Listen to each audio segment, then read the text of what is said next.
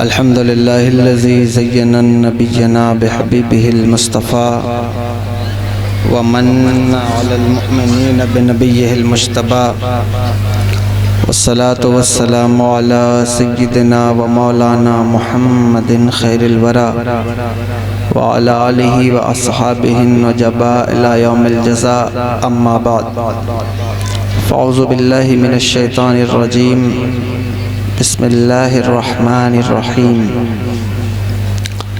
والتين والزيتون وطور سينين وهذا البلد الأمين لقد خلقنا الإنسان في أحسن تقويم ثم رددناه أسفل سافلين صدق الله العلي العظيم وبلغنا رسوله النبي الأمين الكريم ونحن على ذلك لمن الشاهدين والشاكرين والحمد لله رب العالمين.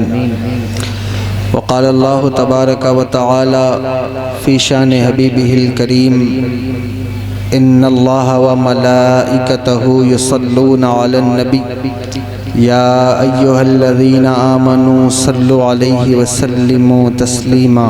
اللهم صل على سيدنا الصلاة والسلام عليك يا رسول الله الصلاة والسلام عليك يا نبي الله الصلاة والسلام عليك يا حبيب الله وعلى آلك وأصحابك يا نور الله. ممبر شریف پر جلوہ فراز جملہ علماء ملت اسلامیہ، نقیب اجلاس، شورائے کرام اور جملہ حاضرین و حاضرات اور سامعین و سامعات، السلام علیکم ورحمۃ اللہ تعالی وبرکاتہ.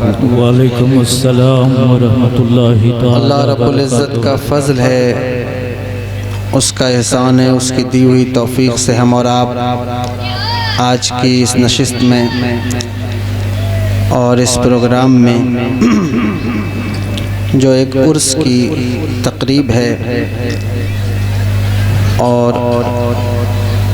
میرے آقا سرور دو عالم صلی اللہ تعالیٰ علیہ وآلہ وسلم کا میلاد پاک منایا جا رہا ہے، اس میں شرکت کی سعادت حاصل کر رہے ہیں. اللہ تبارک و تعالی ہم سب کی حاضری کو قبول فرمائے.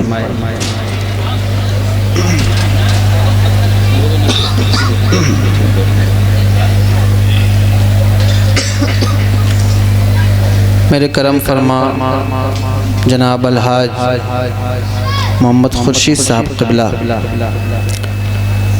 دامہ ظلہ علینا، ان کی کرم فرمائی کہ انہوں نے مجھے اس قابل سمجھا اور جملہ ان کے کارکنان نے کہ آج کی اس شب میں آپ کے روبرو ہوں. حاجی صاحب قبلہ چاہتے تھے کہ میں تھوڑی دیر کے بعد آؤں، لیکن میں ان سے معذرت کرتے ہوئے پہلے ہی حاضر ہو گیا ہوں.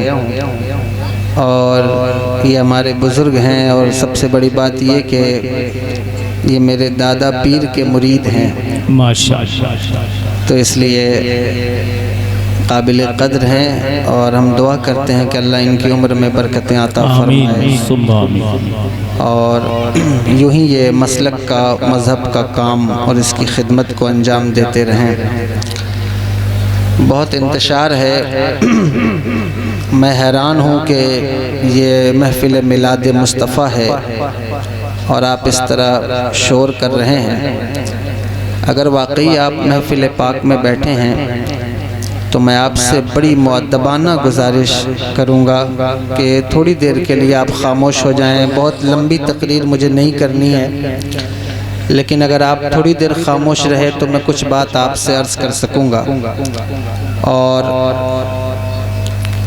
مجھے میرا ارادہ تھا کہ آج جو ہے وہ اولیاء کاملین کی صحبت کے حوالے سے کچھ گفتگو کرتا، لیکن میرے کرم فرما حضرت علامہ مولانا مفتی عبد المصطفیٰ صاحب قبلہ تشریف فرما ہیں اور انہوں نے حکم دیا کہ کچھ انسانیت اور احترام انسانیت کے تعلق سے کچھ گفتگو کر دیں تو میں انشاءاللہ اس پر کچھ کلام کرنے کی کوشش کروں گا، لیکن اگر آپ خاموش رہے تو میرے اوپر بڑا کرم ہوگا۔ آپ حضرات سن رہے ہیں گفتگو، آواز پہنچ رہی ہے، آواز آ رہی ہے آپ کو؟ تو یہ شور کہاں سے ہو رہا ہے؟ سارے لوگ تو خاموش بیٹھے ہیں، مجھے سمجھ میں نہیں آ رہا شور کر کون رہا ہے۔ شاید بچے شور کر رہے ہیں۔ اللہ تبارک و تعالیٰ ان بچوں کو بھی سنجیدگی عطا فرما دے کہ یہ ذرا دیر خاموش ہو جائیں اور محفل میلاد مصطفیٰ کا پاس رکھیں۔ میں نے جس آیت کریمہ کی تلاوت کی ہے اس پر کچھ گفتگو کرنے سے پہلے چند اشعار مجھ سے فرمائش ہوئی ہے کہ نعت پاک کے آپ پڑھ دیجئے گا، میں چند شعر پیش کر دیتا ہوں۔ دروشی پڑھی اللہ رب محمد صلی اللہ علیہ وسلم نحن عباد محمد صلی اللہ علیہ وسلم صلاۃ و سلام علیک یا رسول اللہ صلی اللہ تعالی علیہ وآلہ وسلم۔ اور ایک مرتبہ درود پاک پڑھیں، اللہ رب محمد صلی اللہ علیہ وسلم نحن عباد محمد صلی اللہ علیہ وسلم صلاۃ و سلام علیک یا رسول اللہ صلی اللہ تعالی علیہ وآلہ وسلم۔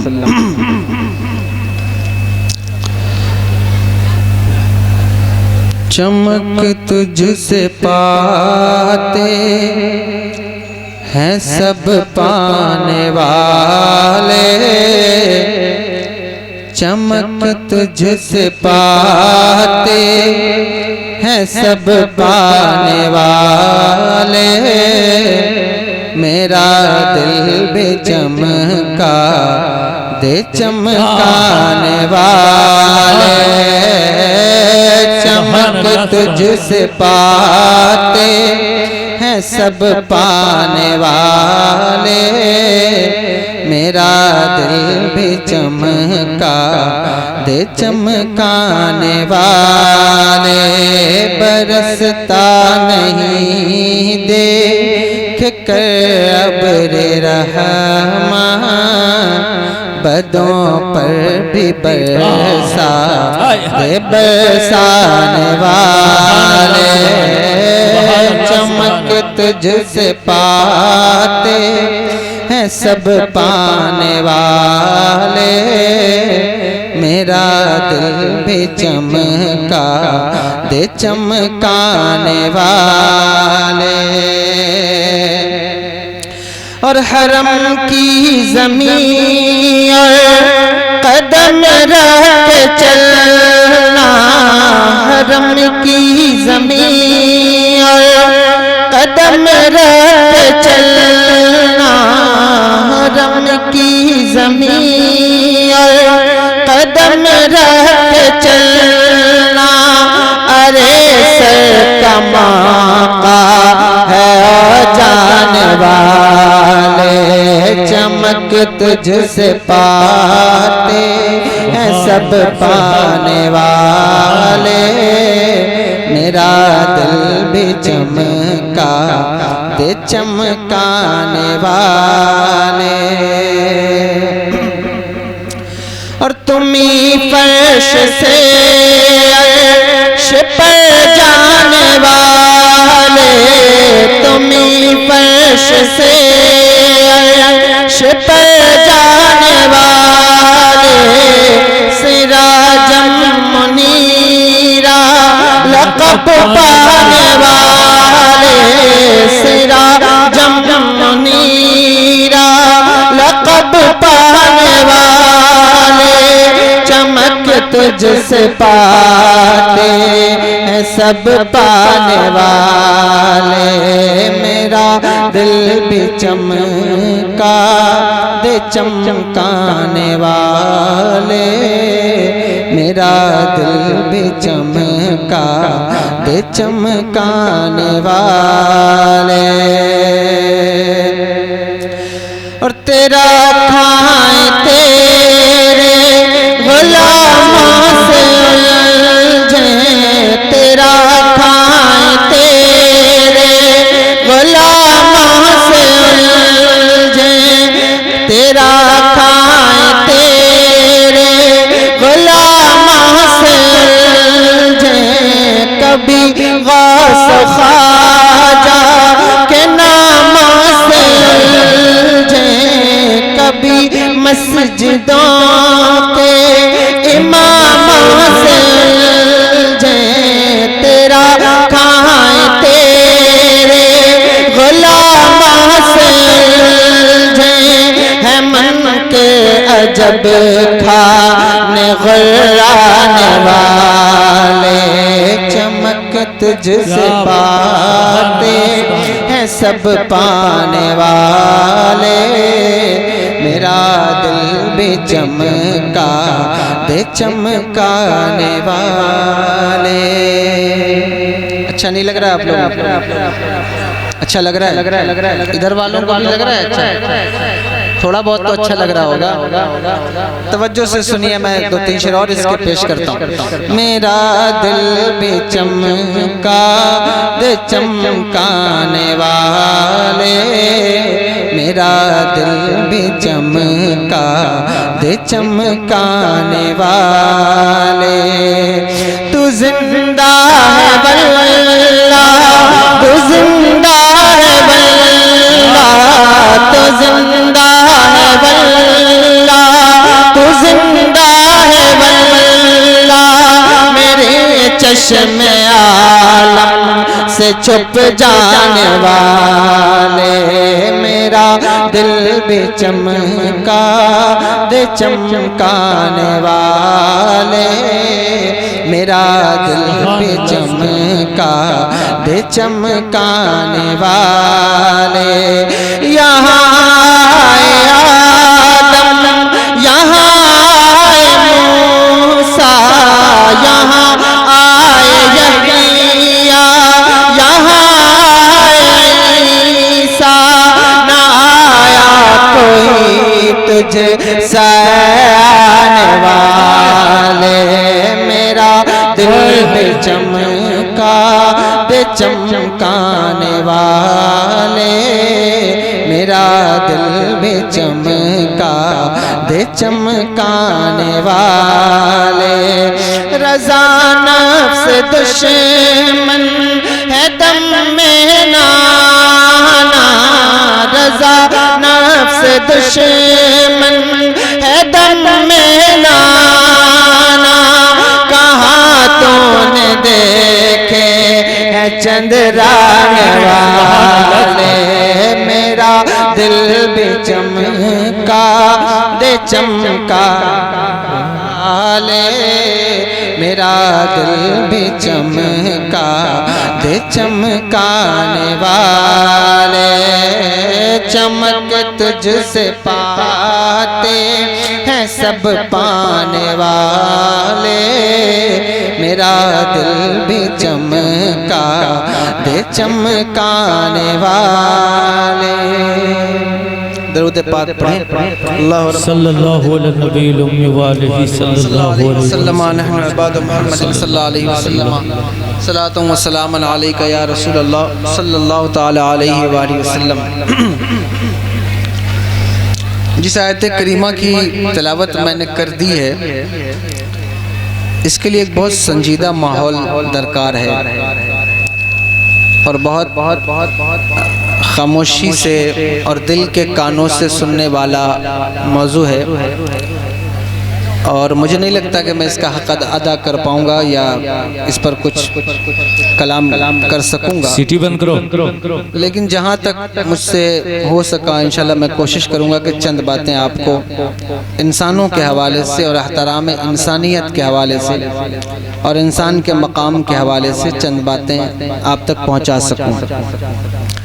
اہل اسٹیج کی خصوصی توجہ کا محتاج ہوں کہ ذرا جو ہے وہ توجہ رکھیں اور چند باتیں سن لیں.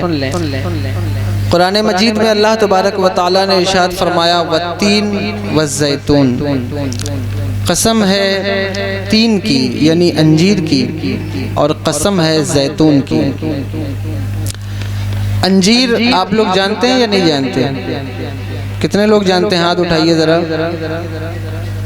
یہ زمین کے اندر اگتا ہے، معلوم ہے؟ یہ بہت ہی اچھا پھل ہے، زمین کے اندر نہیں اگتا. یہ میں آپ کا امتحان لے رہا تھا کہ دیکھیں آپ جانتے ہیں یا نہیں جانتے ہیں. تو یہ بڑا ہی مفید پھل ہے، یہ بلغم کو چھانٹتا ہے، جسم کو فربئی دیتا ہے، اور بہت سارے طبی خواص اس کے ساتھ منسلک ہیں۔ زیتون یہ بہت خاص درخت ہے اور خود رو درخت ہے جو پہاڑوں پر اگتا ہے، اور 1000 سال سے زائد اس کی عمر ہے۔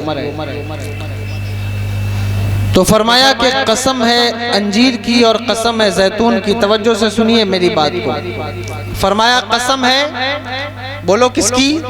انجیر کی، اور قسم ہے زیتون کی۔ میں قطعاً نہیں سوچ رہا تھا کہ میں اس موضوع پر بات کر سکوں گا، لیکن بہت ہمت کر کے میں نے یہ آیت تلاوت کر دی، کیونکہ بنارس اور اس کے مضافات کے مجمع کی کیفیت اور ان کا جو مزاج ہے وہ میں اچھی طرح جانتا ہوں، لیکن میں نے بہت ہمت کی ہے۔ حضور غوث العظم کرم فرمائیں گے تو کچھ بات انشاءاللہ ہو جائے گی، لیکن توجہ آپ کی رہنی چاہیے۔ فرمایا انجیر کی قسم ہے اور زیتون کی۔ حضرت رئیس المفسرین عبداللہ ابن عباس رضی اللہ تعالیٰ عنہ فرماتے ہیں کہ 3 سے مراد یہ مسجد 3 ہے جو حضرت نوح علیہ السلام نے جودی پہاڑ پر تعمیر فرمائی تھی، اور زیتون سے مراد مسجد اقصی ہے۔ حضرت قتادہ رضی اللہ تعالیٰ عنہ کی روایت میں آپ فرماتے ہیں کہ 3 سے مراد یہ وہ پہاڑ ہے جس پر دمشق آباد ہے اور انبیاء کا مولود و مسکن رہا ہے، اور زیتون سے مراد مسجد اقصی ہے۔ توجہ ہے؟ خیر اس وقت اس کی ڈیٹیل بیان کرنے کا وقت نہیں ہے، میں صرف آیت پڑھ کے اپنے موضوع کی طرف آ جاؤں گا۔ مجھے احترام انسانیت بیان کرنا ہے۔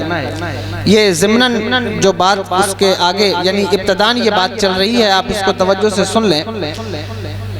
اور بھی بہت سارے اقوال ہیں مفسرین کے، لیکن آگے بڑھتے ہیں۔ آگے اللہ نے فرمایا وَطُورِ سِینِین، اور طور سینا کی قسم۔ یہ اس کو طور سینا بھی کہتے ہیں، طور سینین بھی، اور طور سینا بھی کہتے ہیں۔ اللہ رب العزت کی وحی کا نزول حضرت موسیٰ علیہ السلام پر اس پہاڑ پر ہوتا رہا ہے، الواح تورات کا نزول بھی ہوتا رہا ہے، اور اللہ رب العزت کی تجلیوں کا محبت بھی یہ پہاڑ رہا ہے۔ اور فرمایا وَهَذَا الْبَلَدِ الْأَمِينَ، اور قسم ہے اس امان والے شہر کی، اور اس سے مراد مکۃ المکرمہ ہے۔ 4 قسمیں اللہ نے فرمائی ہیں۔ کتنی؟ 4 قسمیں اللہ نے فرمائی ہیں۔ توجہ سے سنیے، جو لوگ اٹھ بیٹھ رہے ہیں میں ان سے بہت مؤدبانہ گزارش کر رہا ہوں کہ تھوڑی دیر آپ بات سن لیں۔ 4 قسمیں اللہ نے فرمائی ہیں۔ یہ 4 قسمیں کیوں فرمائی؟ قسم کون کھاتا ہے مجھے بتاؤ؟ قسم تو وہ کھاتا ہے جس کو یعنی جس کی بات کا لوگ اعتبار نہ کریں تو وہ قسم کھاتا ہے۔ تو پھر اللہ نے قسم کیوں کھایا ہے؟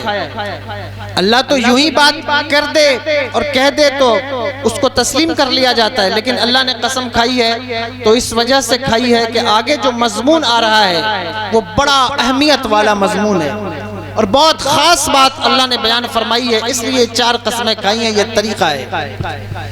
قسم آپ بھی کھاتے ہوں گے، آپ کے بچے بھی کھاتے ہوں گے، اور دن رات لوگ قسم کھاتے ہیں۔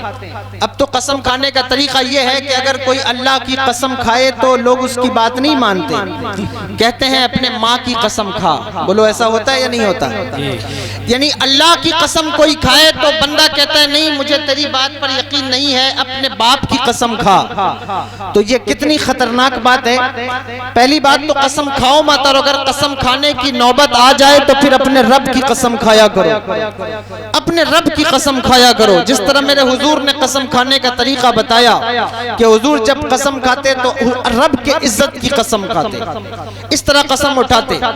تو بہرحال اب یہ 4 قسم اللہ نے فرمائی، اور 4 قسم فرمانے کے بعد کیا فرمایا؟ لَقَدْ خَلَقْنَا الْإِنسَانَ فِي أَحْسَنِ تَقْوِيمٍ، ہم نے انسان کو اچھی صورت پر پیدا فرمایا ہے۔ انسان کو اچھی صورت پر پیدا فرمایا کیا مطلب؟ انسان کو اشرف المخلوقات بنایا ہے، افضل المخلوقات بنایا ہے۔ اس انسان کو جانور نہیں بنایا، یعنی حیوان نہیں بنایا، یعنی حیوان تو یہ ہے لیکن حیوان ناطق ہے، اور ہم نے اس کو صلاحیتیں عطا فرمائی ہیں تاکہ جانور میں اور اس کے اندر تمیز پیدا ہو جائے۔ جب جانوروں کا بھیڑ جانوروں کا ریوڑ کسی علاقے سے گزرے تو وہ کسی کی بات نہیں سنتا، اپنی دھن میں مست رہتا ہے. یعنی جانور منہ چلاتے، بات کرتے، آواز نکالتے گزر جاتے ہیں. کسی ایک جگہ پر جانوروں کو جمع کر دیا جائے تو جانور خاموش نہیں رہ سکتے، کچھ نہ کچھ بات ضرور کریں گے. تو اللہ نے تمہیں انسان بنایا ہے، انسان، اور فرمایا کہ انسان بھی کیا، سب سے اچھی صورت پر تمہیں پیدا فرمایا، سب سے بہترین صورت پر تمہیں پیدا فرمایا.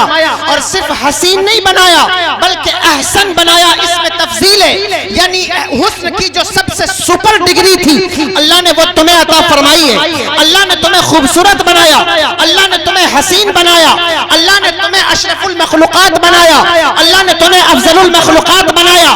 اللہ نے، بلکہ لوگوں کا نظریہ یہ ہے، ویسٹ میں جاؤ تو ڈاروین کا ایک نظریہ ہے کہ انسان پہلے انسان نہیں تھا بلکہ پہلے یہ بندر تھا، اور یہ بندروں کی نسل ہے. یعنی یہ پہلے ابتدا میں بندر تھا اور پھر بعد میں تہذیب پاتا گیا، کلچر پاتا گیا، تو آگے چلتے چلتے انسان بن گیا. اور اب جو یہ موجودہ شکل میں ہے تو یہ بندر سے ترقی کر کے انسان بنا ہے. لیکن اس کے مقابلے میں قرآن کا نظریہ کیا ہے کہ ہم نے انسان کو بندر بنا کر پیدا نہیں کیا، ہم نے اس کو حیوان بنا کر پیدا نہیں کیا، ہم نے تو اسے لقد خلقنا الانسان فی احسن تقویم، یعنی ہم نے اس کو سب سے اچھی صورت پر پیدا فرمایا. بلکہ اللہ نے فرمایا خلق اللہ آدم علی صورتہ، ہم نے اس انسان کو اپنی صورت پر پیدا فرمایا ہے.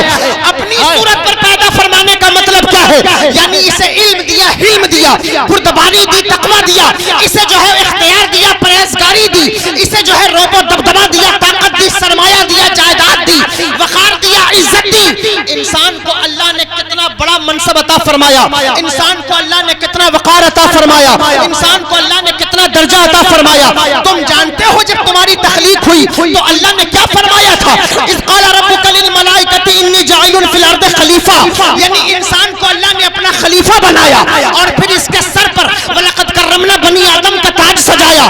اور جب یہ تیار ہو گیا تو فرشتوں سے کہا اسجدوا لآدم، اس آدم کو سجدہ کرو. کہا ہے اپنے زمانے میں کہ مجھے انسان رہنے دو، یعنی فرشتہ کہنے سے میری توقیر گھٹتی ہے، میں مسجود ملائک ہوں، مجھے انسان رہنے دو. انسان کو اللہ نے کتنی عظمت عطا فرمائی، انسان کو اللہ نے کتنا وقار عطا فرمایا، انسان کو اللہ نے کتنے درجے عطا فرمائے، انسان کو اللہ نے کتنا منصب عطا فرمایا. یعنی تم دیکھو دنیا کی ہر مخلوق کو اگر کھانا کھانا ہو تو اپنا منہ کھانے کے قریب لے جانا پڑتا ہے، لیکن اللہ نے تمہیں انسان بنایا ہے. تم ایسی مخلوق ہو کہ تمہیں اپنا منہ کھانے کے پاس نہیں لے جانا ہے بلکہ اپنے ہاتھ سے کھانے کو اٹھا کے منہ کے پاس لانا ہے. اس عزت نفس کا خیال اللہ نے رکھا ہے. تمہارے منہ کے اوپر ناک لگائی ہے، اللہ چاہتا تو ناک کو پیٹ کے پیچھے لگا دیتا، اللہ چاہتا تو ناک کو تمہاری انگلیوں میں لگا دیتا، اللہ چاہتا تو ناک کو پیر میں لگا دیتا. لیکن تمہیں معلوم ہے کہ اللہ نے تمہارے منہ کے اوپر ناک کیوں لگائی؟ یہ ناک کے اوپر منہ لگانے کا مطلب کیا ہے؟ کیونکہ انسان جو کھا رہا ہے اس سے پہلے سونگ لے کہ جو وہ کھا رہا ہے کہیں وہ بدبودار تو نہیں ہے، کہیں وہ خلیص تو نہیں ہے. یعنی اس کے جسم کے اندر کوئی غلاظت نہیں جانی چاہیے، اس کے جسم کے اندر کوئی پلیدگی نہیں جانی چاہیے. لیکن یہ انسان کھانے پر آیا تو یتیموں کا مال بھی کھا گیا، کھانے پر آیا تو رشوت کا پیسہ بھی کھا گیا، کھانے پر آیا تو مسجدوں کے پیسے بھی یہ انسان کھا گیا، یتیموں غریبوں کے پیسے بھی یہ انسان کھا گیا. انسان کو اللہ نے درجہ کیا عطا فرمایا اور احترام انسانیت کیا عطا فرمائی، انسان کو منصب کیا عطا فرمایا. کبھی اپنے منصب پر غور کرو. میں مسلمانوں کے منصب کی بات نہیں کر رہا ہوں، میں ایز اے انسان ہونے کی حیثیت سے تم سے خطاب کر رہا ہوں کہ تم انسان ہو، اللہ نے تمہیں انسان بنایا ہے. اور اگر تم انسان بنے ہو تو اپنے منصب کو سمجھنے کی کوشش کرو کہ اللہ نے تمہیں منصب کیا عطا فرمایا. کیا بات توجہ ہے، بہت سنجیدگی سے سننے والی بات ہے، لیکن آپ کی وجہ سے میں اسپیڈ میں بول رہا ہوں اور وقت بھی ذرا کم ہے، اس لیے میں اسپیڈ سے بول رہا ہوں. آپ جلدی جلدی میری بات کو سن لیں. اللہ نے انسان بنایا اور تمہیں منصب کیا عطا فرمایا، تمہیں درجہ کیا عطا فرمایا. تمہیں معلوم ہے احترام انسانیت کیا ہے؟ تمہیں معلوم ہے انسانیت کا مقام کیا ہے؟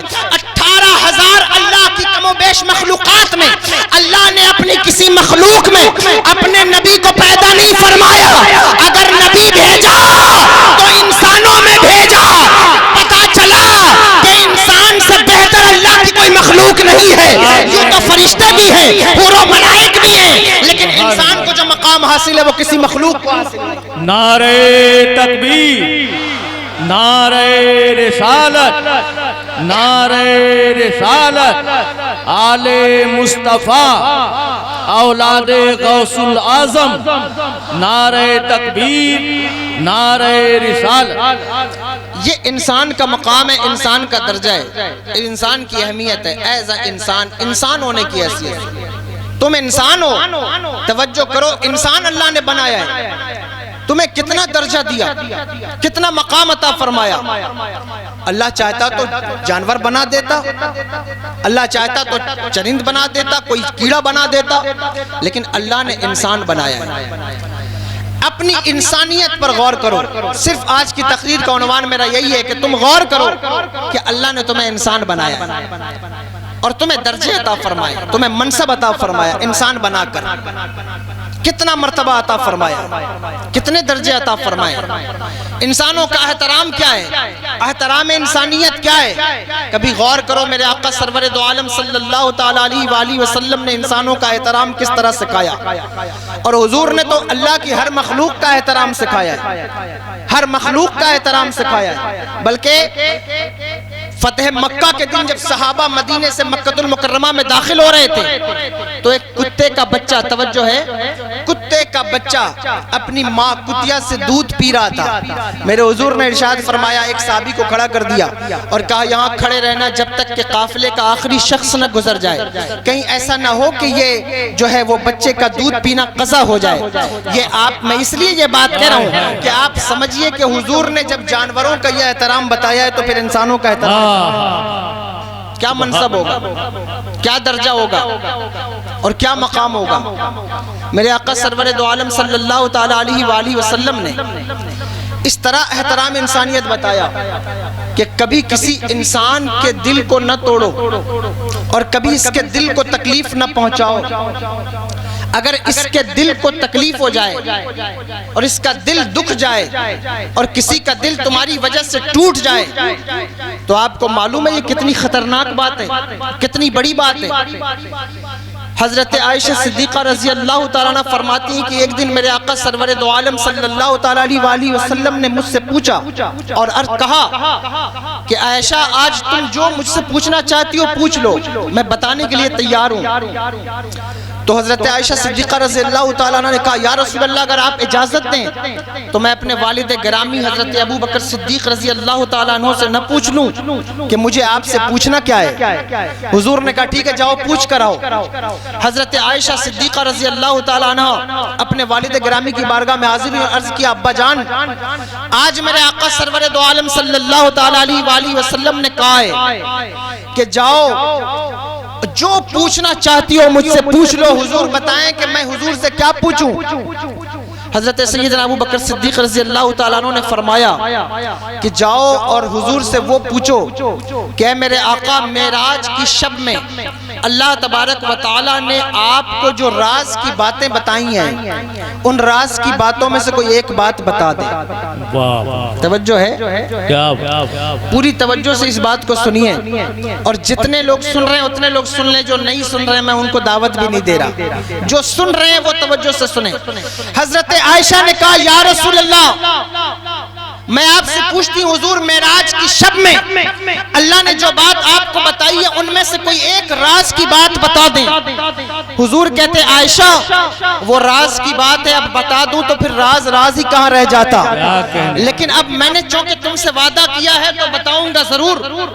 سنو اس راز کی بات میں سے ایک بات میں تمہیں بتاتا ہوں۔ جب میں معراج کی شب اللہ سے ملاقات کے لیے گیا تو میرے رب نے یہ ارشاد فرمایا کہ اے میرے محبوب تمہاری امت میں جب کوئی شخص کسی دوسرے شخص کے ٹوٹے ہوئے دل کو جوڑ دیتا ہے تو جنت اس کے اوپر میں لازم کر دیتا ہوں۔ سبحان اللہ، سبحان جو ہے ٹوٹے ہوئے دل کو جوڑ دیتا ہے تو میں جنت کو لازم کر دیتا ہوں۔ حضرت عائشہ صدیقہ رضی اللہ تعالیٰ عنہ نے سنا، خوش ہو گئی، لوٹ کر اپنے والد گرامی کی بارگاہ میں آئیں۔ انہوں نے کہا تھا کہ جو بھی حضور بتائیں مجھے بتانا ضرور۔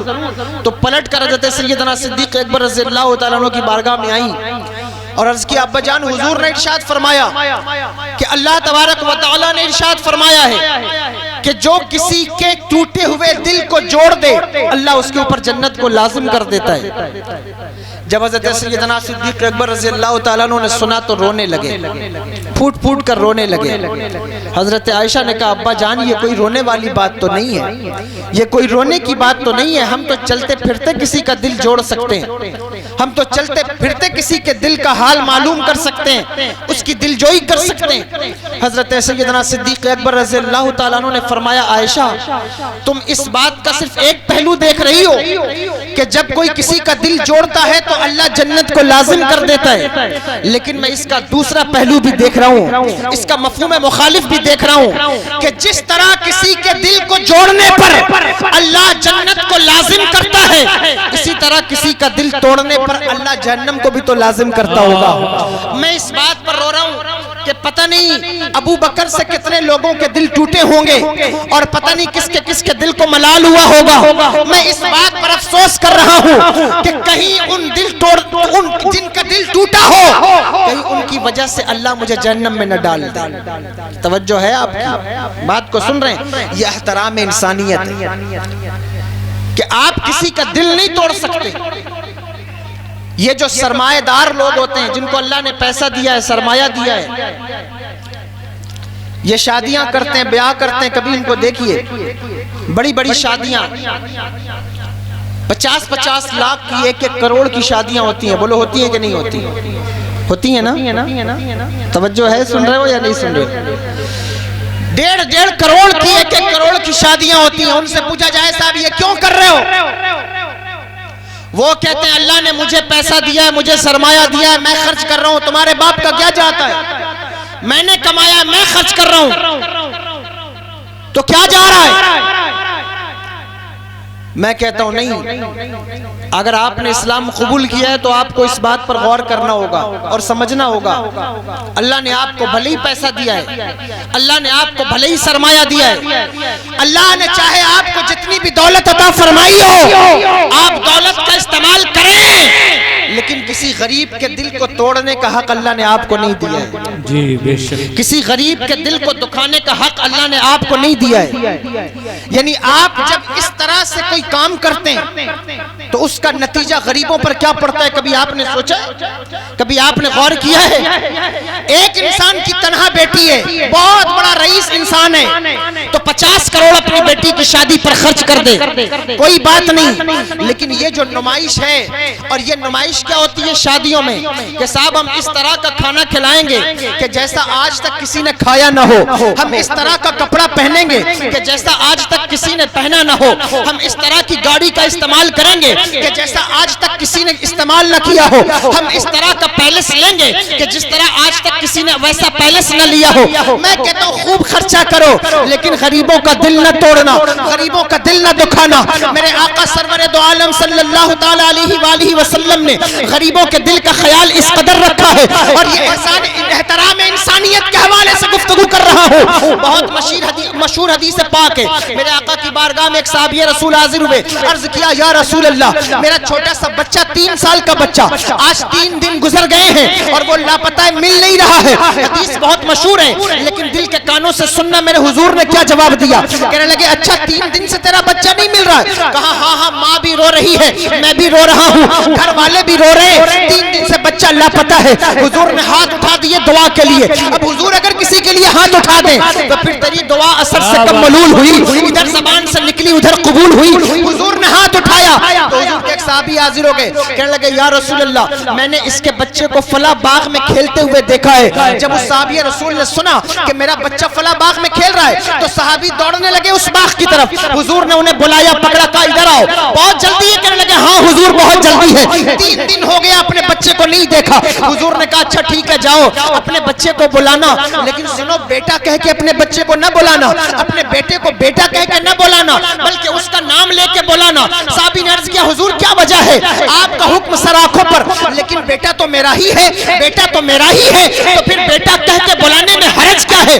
میرے آقا نے کیا ارشاد فرمایا؟ کہا سنو جہاں تمہارا بچہ کھیل رہا ہے ہو سکتا ہے ان بچوں میں کوئی یتیم بچہ بھی ہو سکتا ہے ان بچوں میں کوئی ایسا بچہ ہو جس کے سر پہ اس کے باپ کا سایہ نہ ہو. جب تم اپنے بچے کو بیٹا کہہ کے بلاؤ گے, کہیں ایسا نہ ہو کہ اس یتیم بچے کے دل میں کچٹ لگ جائے اور وہ یہ سوچے کہ کاش میرا باپ بھی موجود ہوتا, وہ مجھے بیٹا کہہ کے بلاتا.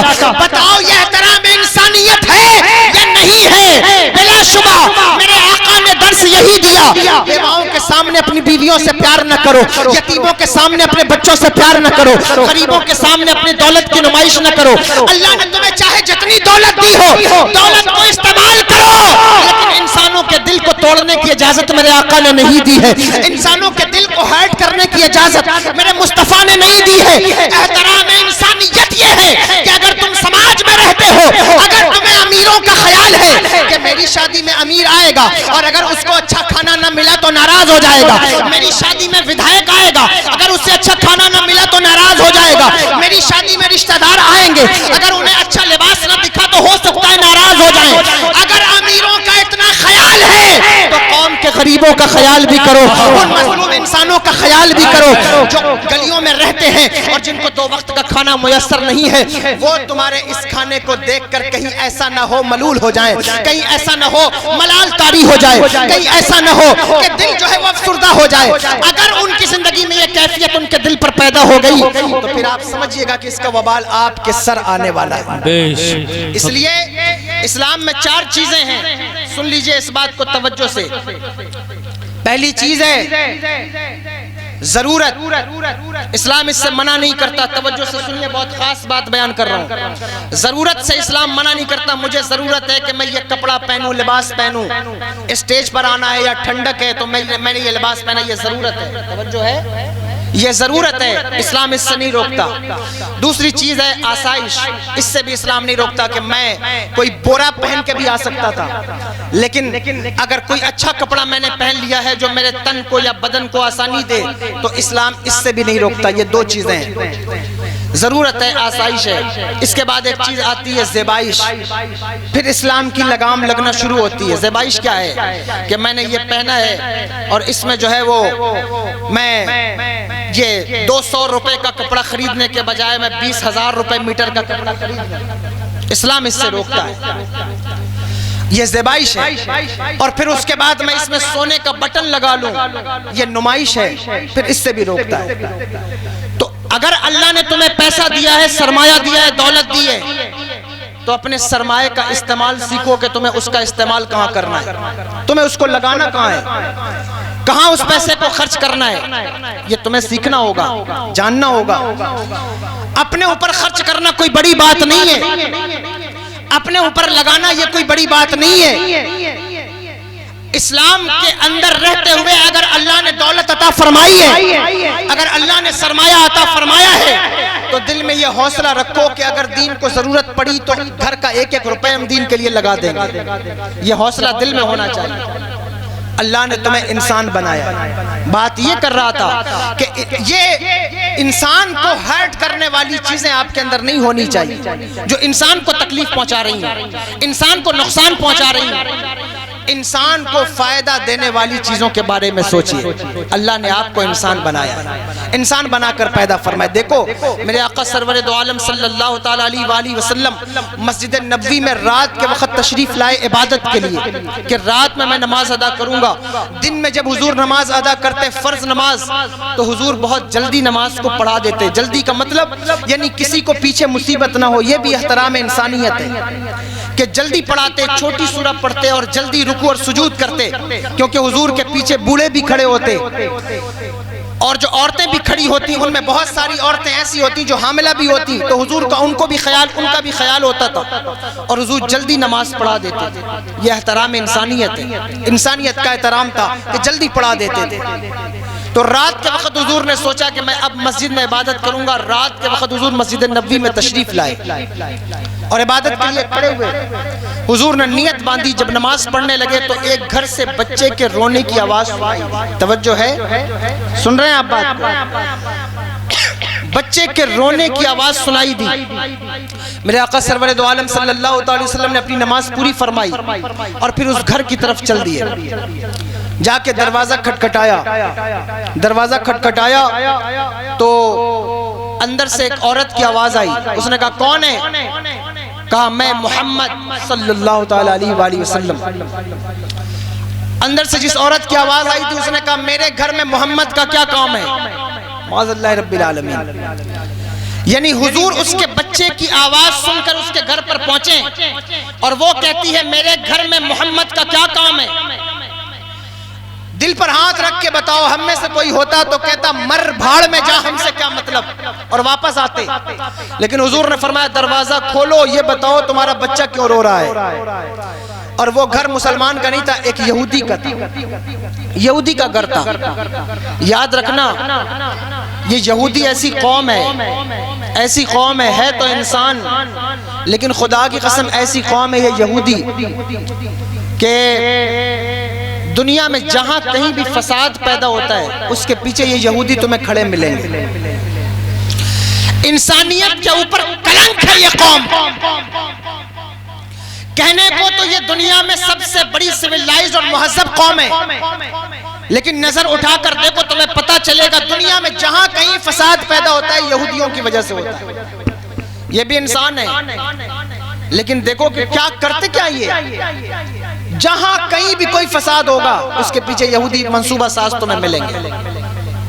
بلکہ حضور نے ارشاد فرمایا کہ قرب قیامت میں جب اسلام کی نشت ثانیہ ہوگی تو یہ یہودیوں کو اسلام کے مجاہدین ماریں گے اور یہ درختوں کے پیچھے چھپ جائیں گے. حدیث پاک ہے تو درخت کی جھاڑیاں آواز دے کر اسلام کے مجاہدین کو بلائیں گی اور کہیں گی میرے پیچھے یہ یہودی کھڑا ہے اور اسے قتل کرو. اور جب وہ آخری یہودی قتل ہوگا تو پھر جو ہے وہ نظام امن قائم ہوگا اور اس طرح کا امن پیدا ہوگا کہ ایک ہی گھاٹ سے بھیڑ اور بکری دونوں پانی پئیں گے. یہ نظام دنیا میں قائم ہوگا، لیکن کب قائم ہوگا؟ جب یہودی دنیا سے ختم ہو جائے. جتنی خرافات ہے، وبال ہے، وبا ہے، یہ یہودی منصوبہ ساز تمہیں اس کے پیچھے مل جائیں گے، کھڑے ملیں گے. اور الحمدللہ بنارس میں تو یہ چیز نہیں ہوتی، لیکن یہودیوں کو فالو کرنے والے مسلمان بہت ہیں. ان کی ملٹی نیشنل کمپنیوں کو فالو کرنے والے، ان کا بزنس کرنے والے، ان کو آگے بڑھانے والے، ان کی طرز زندگی کو قبول کرنے والے مسلمان بہت کچھ کر رہے ہیں. بہرحال کہنا یہ چاہتا ہوں کہ جس کو میری بات پر یقین نہ ہو وہ قبیلہ بنو نذیر اور قبیلہ بنو قریظہ کی تاریخ اٹھا کر پڑھے.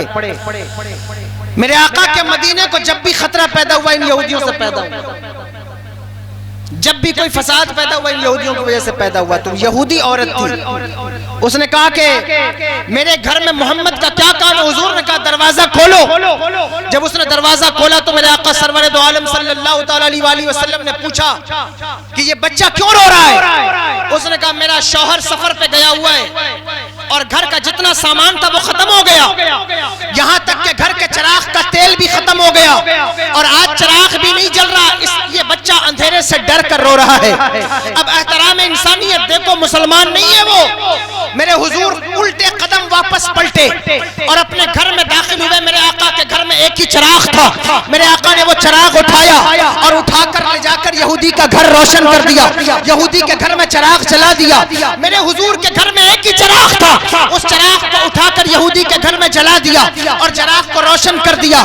اب تم غور کرو اور اندازہ لگاؤ، صبح کے وقت اتفاق سے یہودی واپس آیا، گھر میں 2 چراغ رکھا ہوا دیکھا، بیوی سے پوچھا کہ یہ دوسرا چراغ کس کا ہے؟ بیوی نے رات کی ساری رودات سنائی تو شوہر نے کہا آؤ مصطفیٰ کی بارگاہ میں چراغ واپس کر کے آتے ہیں.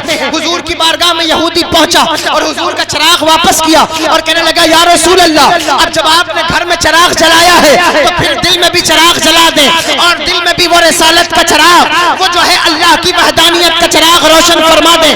خدا کی قسم میں بار بار یہ بات کہتا ہوں، انسانیت کا احترام کرو اور انسانیت کے احترام کو سمجھنے کی کوشش کرو. اپنے منصب کو پہچانو. اللہ نے تمہیں انسان بنایا ہے، اخلاق کا نمونہ دنیا کے سامنے پیش کرو. اخلاق اپنے کردار کے حوالے سے مذہب اسلام کی تبلیغ کا جذبہ اپنے دل میں پیدا کرو. لیکن نہیں، مسلمان یہ سمجھتا ہے کہ شاید صرف جلسہ کرنے سے اسلام آگے بڑھے گا. مسلمان یہ سمجھتا ہے کہ شاید صرف نعرہ لگانے سے اسلام آگے بڑھے گا. مسلمان یہ سمجھتا ہے کہ شاید بڑے بڑے نعرے لگانے سے اسلام آگے بڑھے گا. مسلمان یہ سمجھتا ہے کہ شاید ہم جو ہے وہ صرف جو ہے وہ اب جو ہے اپنے گھروں میں لنگر کریں، غوث الاعظم کی 11ویں کر کے لوگوں کو کھلاتے رہیں، لیکن غوث الاعظم کی تعلیمات پر عمل نہ کریں تو شاید اسلام آگے بڑھ جائے. میں کہتا ہوں نہیں، نہ سے، نہ گالی سے گلوچ سے. اللہ کی عزت کی قسم ان چیزوں سے اسلام کی تبلیغ نہیں ہوتی، اور تلوار سے بھی اسلام کی تبلیغ نہیں ہوتی. میں بارہا کہتا ہوں کہ تلوار کی دھار میں اتنا زور کہاں ہے جتنا زور میرے مصطفیٰ کے کردار میں ہے. اگر چاہتے ہو کہ اسلام کی تبلیغ ہو اور دنیا اسلام کو سمجھنے لگے تو اپنے اندر مصطفیٰ کا کردار پیدا کرو، مصطفیٰ جان رحمت کا اخلاق پیدا کرو، انسانیت کا احترام کرو اور خود کا بھی احترام کرو. اللہ نے تمہیں انسان بنا کر پیدا فرمایا ہے. نعرہ تکبیر، نعرہ رسالت، اور سے بلکہ رحمت اللہ علیہ، نعرہ تکبیر. انسان بنا کر پیدا فرمایا. انسانوں والی صفت اپنے اندر رکھو. دیکھو میرے آقا نے ارشاد فرمایا، توجہ ہے، سن رہے ہیں بات کو. حضور نے ارشاد فرمایا قرب قیامت میں انسانوں کے اندر انسانوں والی صفت باقی نہیں رہے گی، کتوں کی صفت پیدا ہو جائے گی. توجہ ہے، یعنی کتوں کی عادت انسانوں میں آ جائے گی. بولو ایسا ہو رہا ہے یا نہیں ہو رہا ہے؟ آپ دیکھیے کتے کی صفت کیا ہوتی ہے، توجہ سے سنیے تھوڑی دیر. کتے کی عادت کیا ہے؟ کتے کے اندر حیا نہیں ہوتی، وہ بے شرم ہوتا ہے، بے شرم ہوتا ہے، اس کے اندر حیا نہیں ہوتی. جہاں اس کا دل چاہے وہ جفت ہو جاتا ہے اپنی مادہ کے ساتھ، چوراہا ہو، سڑک ہو، روڈ ہو، اس کو اس میں حیا نہیں ہوتی. بولو انسانوں میں یہ صفت پیدا ہو رہی ہے یا نہیں پیدا ہو رہی؟ ابھی یہ جنوری کا مہینہ ہے، پچھلے دنوں، پچھلے مہینے میں 31 جو دسمبر ہوتا ہے، اس رات میں کیا کچھ نہیں ہوتا. دنیا میں کتنے گناہ ہوتے ہیں، کیا کچھ نہیں ہوتا. سمندروں کے کنارے، کلب میں، اور نہ جانے کہاں کہاں گناہ کے بازار گرم ہوتے ہیں اور لوگ گناہ کرتے ہیں اور ان کے اندر حیا باقی نہیں ہے. اور میں تو کہتا ہوں مسلمانوں اپنے گریبان میں بھی جھانک کر دیکھو اور غور کرو کہ کہیں ایسا تو نہیں کہ تم بھی بے حیا ہو گئے، کہیں ایسا تو نہیں کہ حیا کا دامن ہمارے ہاتھ سے چھوٹ گیا. حیا کسے کہتے ہیں؟ مسجد سے اذان کی آواز آ رہی ہے اور مسلمان مسجد کے باہر کھڑا ہے لیکن اندر جانے کی توفیق نہیں ہو رہی ہے. بولو اس سے بڑی بے حیائی اور کیا ہو سکتی ہے؟ جس مالک نے پیدا کیا، جس نے انسان بنایا، جو کھانے کو کھانا دیتا ہے، پینے کو پانی دیتا ہے، بیمار پڑ جاؤ تو شفا دیتا ہے، مصیبت میں آ جاؤ تو مصیبتوں سے نکالتا ہے، قرض میں ڈوب جاؤ تو قرض سے سبکدوشی دیتا ہے، بے اولاد ہو تو اولاد دے، مصیبت میں آ جاؤ تو مصیبت سے نکالے، اور تم کو جو ہے وہ دنیا میں بھی کامیاب کرے، دنیا میں بھی کھانا پینا دے، اور جب تم مر جاؤ تو تمہیں قبر بھی دے. تم نے کبھی غور کیا اور غور کیا ہے کہ مرنے کے بعد بھی اللہ نے تمہارا احترام کس طرح فرشتوں سے کرایا، انسانوں سے کرایا ہے؟ کبھی غور کیا ہے تم نے؟ ایک مرنے والا انسان مر گیا، شرابی تھا، جواری تھا، کبھی پلٹ کر مسجد کی طرف نہیں دیکھا، کبھی اللہ کی فرما برداری کی توفیق نہیں ہوئی، کبھی اللہ کے حکم پر عمل نہیں کیا، لیکن مر گیا. مرنے کے بعد اللہ نے اس کو عزت کیا عطا فرمائی؟ انسان ہونے کی حیثیت سے. کتا بھی تو مرتا ہے، بلی بھی تو مرتی ہے، بکری بھی تو مرتی ہے، چوراہے پہ پھینک دیا جاتا ہے، لیکن انسان ہونے کے بعد اگر کوئی مرے اور مسلمان ہو کر کوئی مرے تو اللہ نے اس کی تکریم کیا کرائی ہے کہ مرنے کے بعد میرے اس بندے کو غسل دیا جائے، غسل دینے کے بعد اس کے ماتھے پہ خوشبو لگائی جائے، خوشبو لگانے کے بعد اسے سفید لباس پہنایا جائے، اور سفید لباس پہنانے کے بعد 4 لوگ اسے کندھے پر اٹھائیں اور کندھے پہ اٹھا کر آہستہ آہستہ چلیں. کہیں ایسا نہ ہو کہ اسے دھکا لگ جائے، کہیں ایسا نہ ہو کہ اسے تکلیف پہنچ جائے. بتاؤ یہ احترام انسانیت نہیں ہے تو پھر اور کیا ہے؟ بلکہ حکم تو یہاں تک ہے کہ مفتی صاحب ہو، سید صاحب ہو، پیر صاحب ہو، امام صاحب ہو، مرنے والا شرابی ہے، کبابی ہے، جواری ہے، کبھی اس نے مسجد کا منہ نہیں دیکھا اور دنیا میں سماج میں کوئی عزت نہیں تھی، لیکن جب مر گیا جنازہ سامنے سے گزرے گا، مفتی صاحب ہوں گے تو بھی کھڑے ہو جائیں گے، سید صاحب ہوں گے تو بھی کھڑے ہو جائیں گے، پیر صاحب ہوں گے تو بھی کھڑے ہو جائیں گے. مجھے بتاؤ کیا اللہ نے یہ احترام تمہارا نہیں رکھا؟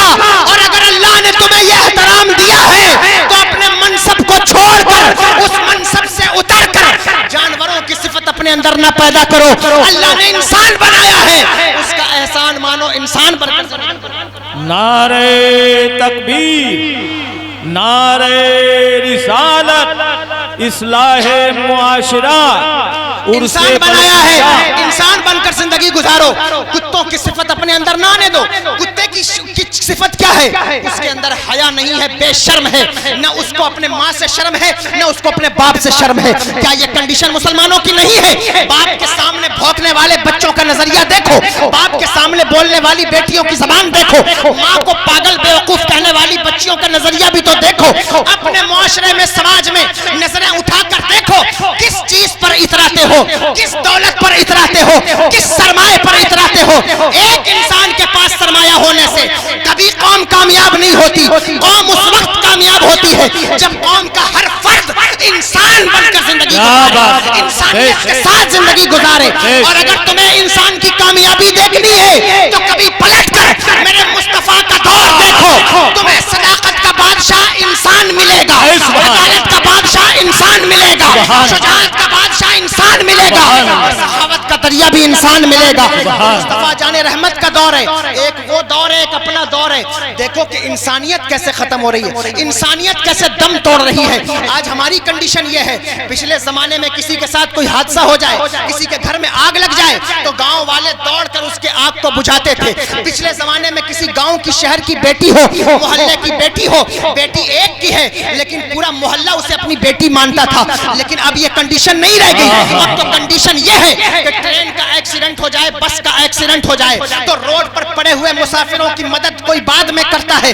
ان کے جیب سے بٹوا پہلے نکال کر بھاگنے والے لوگ ملیں گے، ان کے پیر سے جوتا نکال کر بھاگنے والے پہلے ملیں گے، ان کے ہاتھ سے انگوٹھیاں نکالنے والے تمہیں مل جائیں گے۔ اور تمہاری کنڈیشن تو یہ ہے کہ تمہارے مسجدوں میں جو لوٹے رکھے ہوئے ہیں، بہت مشہور جملہ بہت بڑے خطیب کا، رضا ثاقب مصطفی پاکستان کے رہنے والے، ان کا ایک جملہ مجھے یاد آ گیا۔ فرماتے ہیں انسانیت اس حد تک دم چھوڑ چکی کہ مسجد میں رکھے ہوئے لوٹے بھی محفوظ نہیں ہیں، مسجدوں کے باہر تمہاری چپلیں بھی محفوظ نہیں ہیں۔ تمہاری کنڈیشن تو یہ ہو گئی اور تم کہتے ہو ہم مسلمان، ہم انسان۔ میں کہتا ہوں مسلمان تو بعد میں بننا، پہلے انسان بن کر دکھاؤ، پہلے انسانیت کا لبادہ تو اوڑھو۔ اللہ نے تمہیں مسلمان بنایا ہے، انسان بنا کر بڑا کرم فرمایا ہے۔ اس منصب سے ہاتھ نہ دھونا، اس منصب کو اپنے ہاتھ سے نہ جانا۔ کیا بات، غور کرو زندہ باد اور سوچو، یہ بے حیائی کیا ہمارے معاشرے میں نہیں پھیلی؟ کیا ہمارے اندر حیا باقی ہے؟ آج تو طریقہ یہ ہے کہ بے حیائی اس قدر پھیل گئی کہ بیٹے کو باپ کا ادب نہیں، بیٹی کو ماں کا ادب نہیں، شاگرد کو استاد کا ادب نہیں، استاد کے سامنے شاگرد بول رہا ہے، پیر کے سامنے مرید بول رہا ہے۔ اور کنڈیشن یہ ہے کہ علماء کا وقار کچھ بھی نہیں۔ اور کنڈیشن یہ ہے جب انسانوں کے اندر کتوں کی صفت پیدا ہوتی ہے نا، تو اس میں جو سب سے خطرناک چیز پیدا ہوتی ہے وہ تکبر ہے، انا ہے، گھمنڈ ہے۔ یہ اتنی خطرناک چیز ہے، کبھی اپنے گربان میں جھانک کر دیکھنا، پیسے سے کیا ہوتا ہے، دولت سے کیا ہوتا ہے۔ اور جو ہے وہ صرف مسجد بنانے سے کام نہیں چلے گا، صرف مدرسہ بنانے سے کام نہیں چلے گا، اپنے باطن کو سدھارنا ہوگا، اپنے اندر جو انسان ہو، انسانیت کو دوبارہ زندہ کرنا ہوگا۔ صرف مسجد بنانے سے کام نہیں ہوگا، صرف مدرسہ بنانے سے کام نہیں ہوگا، صرف تقریر سننے سے کام نہیں ہوگا۔ اپنے باطن کو سوارو، تمہارے اندر جو انسان ہے اس انسان کو زندہ کرو۔ یہ جو تکبر ہے تمہیں برباد کر دیتا ہے، انا تمہیں برباد کر دیتی ہے۔ شیطان کو شیطان زنا کی وجہ سے نہیں بنایا گیا، شیطان کو شیطان نماز چھوڑنے کی وجہ سے نہیں بنایا گیا، یہ شیطان کو شیطان عقل کی وجہ سے بنایا گیا۔ کس کی وجہ سے بنایا گیا؟ عقل کی وجہ سے۔ یہ عقل اتنی خطرناک ہے کہ یہ جہاں جو اکڑتا ہے وہیں پکڑ جاتا ہے، اس لیے عقل سے بچو۔ اور بلکہ بزرگان دین فرماتے ہیں کہ جو تکبر کرتا ہے، انا رکھتا ہے، ممکن ہے کہ اس کا خاتمہ ایمان پر نہ ہو۔ اپنے خاتمے کی فکر کیا کرو۔ ضروری نہیں ہے کہ اللہ نے مسلمان بنا دیا اور مسلمان گھر میں پیدا کر دیا تو مسلمان بن کر مر بھی جاؤ، ایسا ضروری نہیں ہے۔ لوگ سمجھتے ہیں ہم نے حج کر لیا تو شاید میں جو ایمان کا ذمہ دار ہو گیا، اب میری موت جو ہے وہ خراب نہیں ہوگی۔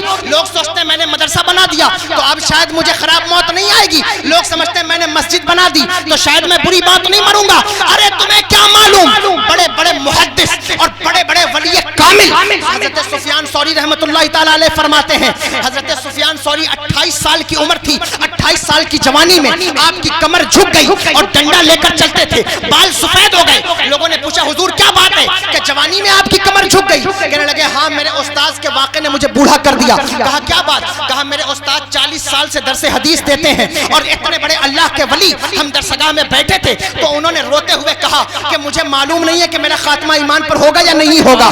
جب میں نے یہ بات سنی تو میرے اوپر ایسی خشیت طاری ہوئی کہ اسی وقت درسگاہ میں میری کمر کی ہڈی ٹوٹ گئی اور اس کے ٹوٹنے کی آواز میرے ساتھیوں نے بھی سنی۔ بات یہ کہنا چاہتا ہوں کہ حضور نے ارشاد فرمایا انما الاعمال بالخواتیم، عمل کا دار و مدار تو خاتمے پر ہے۔ اپنے خاتمے کے بارے میں فکر مند ہو جاؤ کہ یہاں مسلمانوں میں بہت بار یہ بات کہتا ہوں کہ یہاں تمہاری ٹھکائی اس لیے ہو رہی کہ تم مسلمان ہو، اور جب قبر میں اترو تو کہیں اس لیے ٹھکائی نہ ہو کہ مسلمان تو تھے ہی نہیں۔ پتہ چلا یہاں مسلمان کی وجہ سے تم پیٹے جا رہے تھے اور وہاں اس لیے پیٹے جاؤ کہ مسلمان تو تھے ہی نہیں۔ اللہ کہتا ہے وَلَا تَمُوتُنَّ إِلَّا وَأَنْتُمْ مُسْلِمُونَ، تمہیں اس حال میں موت نہ آئے کہ تم مسلمان ہی نہ رہو۔ جب مرنا مسلمان بن کے مرنا، انسان بن کے مرنا اور انسانیت کو باقی رکھنا۔ سبحان اللہ سبحان انسانیت کو باقی رکھو۔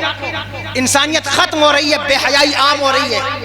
بے حیائی اس قدر عام ہے کہ لوگوں کو حیا نہیں آتی۔ پہلے طریقہ یہ تھا کہ آپ دیکھیے، غور کریے اور اندازہ لگائیے، اپنے 10 سال 20 سال پیچھے کی مجلسوں کو اٹھا کر دیکھو، 10 سال 20 سال پہلے کے مریدوں کو اٹھا کر دیکھو۔ یہ حاجی صاحب قبلہ بیٹھے ہیں، حضور مجاہد ملت کے مرید ہیں، آپ ان کو دیکھیے، انہوں نے اپنے پیر کا جو ادب کیا ہوگا، کیا آج کوئی انسان اپنے پیر کا ویسا ادب کرنے والا ملے گا؟ حضرت امیر خسرو نے جو ادب کیا ہے، کیا ایسا ادب کرنے والا کوئی مرید ملے گا؟ نہیں مل سکتا۔ تو کیا ہے؟ بے حیائی عام ہوتی جا رہی ہے، انسانیت کا دامن ہاتھ سے چھوٹ رہا ہے، انسانیت تار تار ہو رہی ہے۔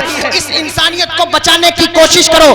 اللہ نے تمہیں انسان بنایا ہے، اور یہ خطاب میں صرف مسلمانوں سے نہیں کر رہا ہوں، بیان ریکارڈ ہوتا ہے، آن لائن جاتا ہے۔ میں ہندوستان میں رہنے والے اور ہندوستان کے باہر رہنے والوں سے بھی مخاطب ہوں کہ تمہیں کیا ہو گیا کہ تمہاری بچیوں کے سر پہ چادر نہیں ہے؟ آج تمہیں کیا ہو گیا کہ تمہارا باپ جو ہے وہ ننگا گھوم رہا ہے، ماں جو ہے وہ سڑک پر بے حیائی کر رہی ہے؟ ارے ذرا تو اپنے کلچر کی لاج رکھو، اور ذرا تو اپنی پرمپرا کی لاج رکھو۔ تم سب سماج کے رہنے والے لوگ ہو، تمہیں کیا ہو گیا کہ تم نے اپنی بچیوں کا لباس اتار دیا؟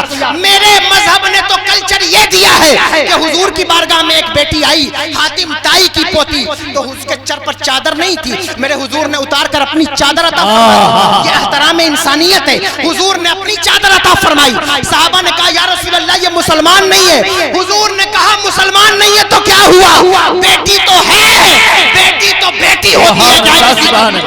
سبحان اللہ سبحان اللہ۔ لیکن آج کیا ہو رہا ہے؟ آج ہماری قوم کے بچے اب مسلمان ہو کر مسلمان لڑکیوں پر ڈورا ڈالنے والے کیا سماج میں موجود نہیں ہے؟ مسلمان لڑکیوں پر غلط نگاہ رکھنے والے کیا سماج میں موجود نہیں ہے؟ اپنے ہی گھر میں جو ہے وہ زنا کرنے والے کیا موجود نہیں ہے؟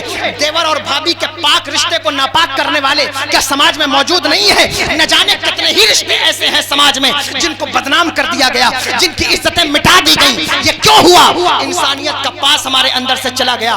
آج بھی اگر ہم انسانیت کو باقی رکھیں، اللہ کہتا ہے لقد خلقنا الانسان فی احسن تقویم، ہم نے تم کو سب سے اچھی صورت پر پیدا فرمایا ہے، تمہیں اشرف المخلوقات بنایا ہے۔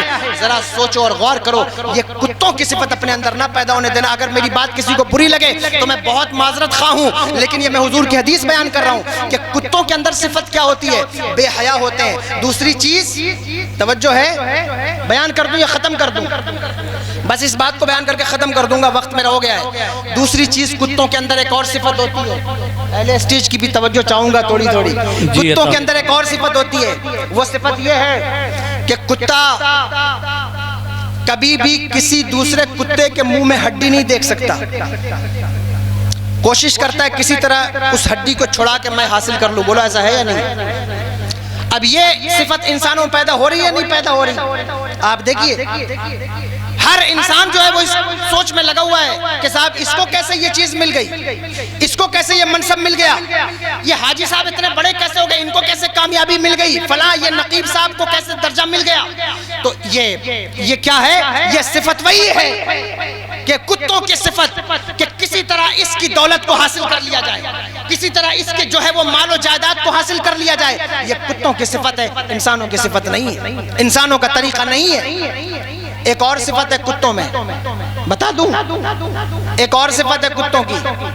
کتوں کا ایک مخصوص ایریا ہوتا ہے، ایک مخصوص ایریا ہوتا ہے، اس ایریے کے اندر اگر اس کتے کا سگا بھائی بھی داخل ہو جائے تو اس وقت تک چین سے نہیں بیٹھتا جب تک اسے بھونک کے بھگا نہ لے۔ اب بتاؤ یہ کنڈیشن انسانوں میں پیدا ہو رہی ہے نہیں پیدا ہو رہی؟ اور یہ ادھر والوں میں تو کم پیدا ہو رہی، ادھر والوں میں زیادہ پیدا ہو رہی۔ اللہ کرم فرمائے، میں ان کی بات نہیں کرتا، میں ان بدبخت جاہل نقلی مولوی اور پیروں کی بات کرتا ہوں جنہوں نے اپنے اپنے علاقے بنائے ہوئے ہیں کہ صاحب یہ میرا علاقہ ہے، میرا علاقہ ہے، اس میں کوئی دوسرا مبلغ نہ داخل ہونے پائے، کوئی دوسرا عالم دین نہ داخل ہونے پائے۔ کڑا پہننے والے، کان میں نہ جانے کیا کچھ پہننے والے، یہ اور حضور کی شریعت بتا رہے ہیں، نماز سے لوگوں کو دور کرنے والے یہ حضور کی شریعت کا پرچار کریں گے۔ حضور کی شریعت کا پرچار کا طریقہ معلوم ہے، اگر جاننا چاہتے ہو تو کبھی غریب نواز کی زندگی دیکھو، اگر جاننا چاہتے ہو تو کبھی جو ہے اعلیٰ حضرت کی زندگی دیکھو، جاننا چاہتے ہو تو کبھی مجاہد ملت کی زندگی پڑھو اور دیکھو، تمہیں پتا چلے گا دین کی تبلیغ کان میں بالی پہن کر نہیں کی جاتی، دین کی تبلیغ کرنے کے لیے اگر جائیداد پاس ہو تو اسے لاٹ مار کے چھوڑ دیا جاتا ہے اور یہ نعرہ لگایا جاتا ہے کہ کروں تیرے نام پہ جا فدا، نہ بس ایک جا تو جہاں فدا، تو جہاں سے بھی نہیں جی بنا، کروں کیا کروڑ اللہ نہیں۔ زندہ باد، زندہ باد، نعرہ تکبیر، نعرہ رسالت، حضرت سید عادل میاں صاحب قبلہ، عرس بلخی شاہ، اصلاح معاشرہ، نعرہ تکبیر، نعرہ رسالت۔ یہ طریقہ نہیں ہے دین کی تبلیغ کا کہ صاحب بالی پہن لیا، چادر اوڑھ لیا، لوگوں کو بیوقوف بنائے پھرتے ہیں گنڈا تعویذ اور دعا کے نام پر۔ اور مسلمان میں تم سے بھی کہتا ہوں، اللہ نے تمہیں کیسی کیسی نعمتیں عطا فرمائی تم نے غور نہیں کیا۔ رزق کی پریشانی ہے تو لوگ دوڑ رہے ہیں صاحب رزق ہمارا تنگ ہو گیا، کسی نے تعویذ لکھ کے لگتا ہے رزق باندھ دیا ہے، کوئی جو ہے وہ فلاں کے پیچھے دوڑ رہا ہے کہ ہماری بیٹی کی شادی نہیں ہو رہی ہے، لگتا ہے کسی نے رشتہ باندھ دیا۔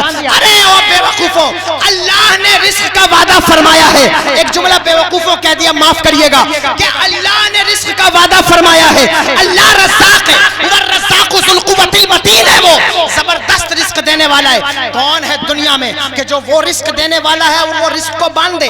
ایسا نہیں ہو سکتا۔ کبھی فجر کی نماز تو ادا کرو، کبھی جو ہے وہ قرآن کی 2 آیت تلاوت تو کرو، اللہ کی بارگاہ میں ہاتھ اٹھا کے دعا تو کرو، اللہ اس طرح عطا فرمائے گا۔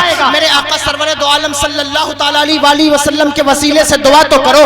یہ ایرو خیرو نتو خیرو کے چہرے کو دیکھنے سے اللہ رزق نہیں دے گا، یہ بے وقوف مولویوں اور جاہل پیروں کو دیکھنے سے اللہ رزق نہیں دے گا، یہ جو ہے نقلی پگڑی لگا کر لوگوں کو بے وقوف بنانے والوں کی زیارت سے اللہ رزق نہیں دے گا، اور ان کے در سے تمہیں کچھ نہیں ملے گا۔ اور ملے گا کہاں سے؟ سنو، میرے امام نے عقیدہ دیا، کون دیتا ہے؟ دینے کو منہ چاہیے، دینے والا ہے سچا۔ نعرہ تکبیر، نعرہ رسالت، عرس بلخی شاہ، خطیب اہل سنت، مسلک اعلیٰ حضرت۔ کون دیتا ہے؟ دینے کو منہ چاہیے، دینے والا ہے سچا ہمارا نبی۔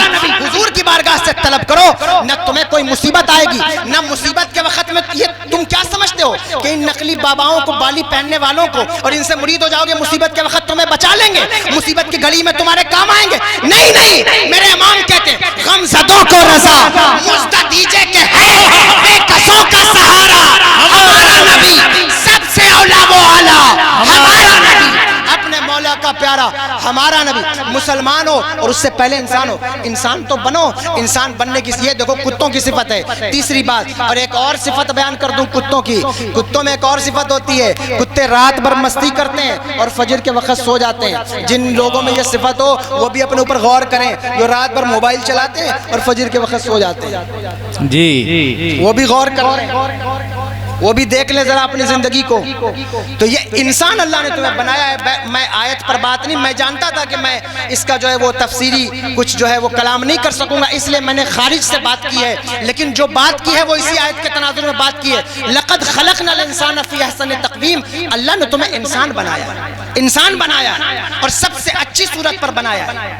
اور کتنی اچھی صورت کہ دنیا میں کوئی مخلوق تمہارے مقابلے کی نہیں.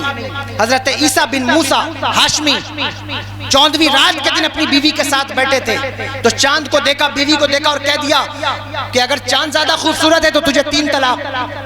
بیوی نے فوراً پردہ کر لیا کہ صاحب میں کتنی بھی خوبصورت ہوں لیکن چاند سے زیادہ تو نہیں ہو سکتی, چاند تو پھر بھی چاند ہے.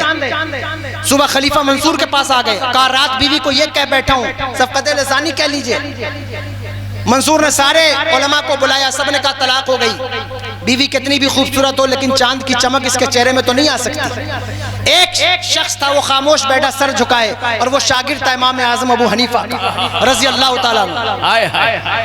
خلیفہ نے پوچھا تم کچھ نہیں بولتے؟ کہا بولوں. کہا ہاں بولو. کہا بسم اللہ الرحمن الرحیم والتین والزیتون وطور سینین وہذا البلد الامین لقد خلقنا الانسان فی احسن تقویم. ارے دنیا میں کوئی نہیں ہے ایسی مخلوق اللہ کی جو انسان سے زیادہ خوبصورت ہو. اب چاند چاہے جتنا خوبصورت ہو اور اس کی بیوی کالی کلوٹی کیوں نہ ہو, لیکن انسان ہونے کی حیثیت سے یہ چاند سے زیادہ خوبصورت. سبحان اللہ, سبحان اللہ, سبحان اللہ, سبحان اللہ. چاند سے زیادہ خوبصورت ہے. اس لیے انسان بن کر زندگی گزارو. دیکھو میں بات ختم کر رہا ہوں, اچھا تو میں اب بات ختم کر رہا ہوں. لقد خلقنا الانسان فی احسن تقویم, انسان بن کر زندگی گزاریے. اگلی آیت سنیے, اللہ فرماتا ہے ثم رددناہ اسفل سافلین.